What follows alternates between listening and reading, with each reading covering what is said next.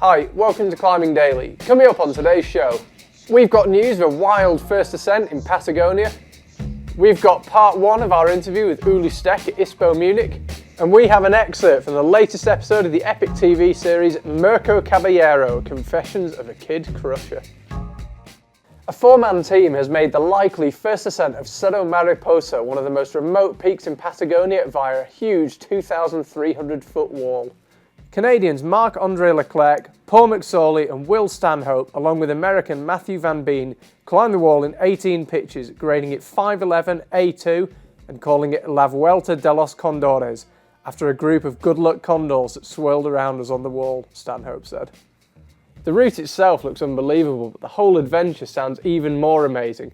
They used horses to access a river, and then it was rafting, bushwhacking and river crossings all the way to the foot of the wall, and all this without a sat phone or any modern communication. It's real adventure.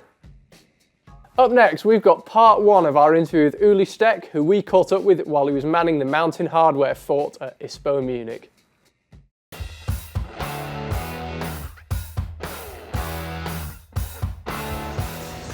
We're here on the mountain hardware stand at ISPO Munich with Ueli Steck, who has just got back from Patagonia.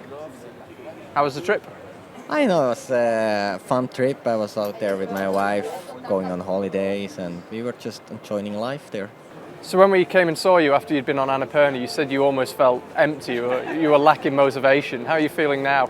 Annapurna really burned me out, and since then I'm just take it easy a little bit, and I try to find my motivation back. So it needed some time to reflect, and now I feel like I can move on. We spoke to Stefan, who repeated the line. Yeah.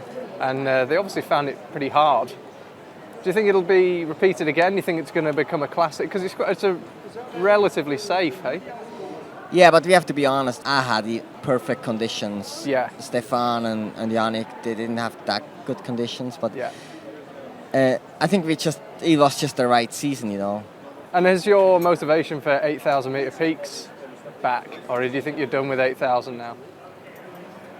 I will not say I'm done, but for this year I'm not going on expedition. You know, I lost a lot of my climbing skill the last 5 years, so because I was always on Too much time at altitude. Yeah, so I want to just take a year just to keep that level. So that's very important for me, so I take a year just running and climbing and do some smaller stuff. But maybe one day. Never say never. Never say never. No, I'm pretty sure I will return to the Himalaya. Thanks, Ueli. Part two coming soon. To leave you, we've got a snippet from the EpicTV series Mirko Caballero, Confessions of a Kid Crusher. He might be young, but this guy's got some strong pincers. See you tomorrow. You know, you hear a lot about all these really strong young climbers that can climb 514 plus, but in reality, there's only a fraction of those climbers that can actually boulder at a top level. And in a place like Bishop, where the boulders are everywhere and they're larger than life, it's basically like a giant playground for a kid like Mirko.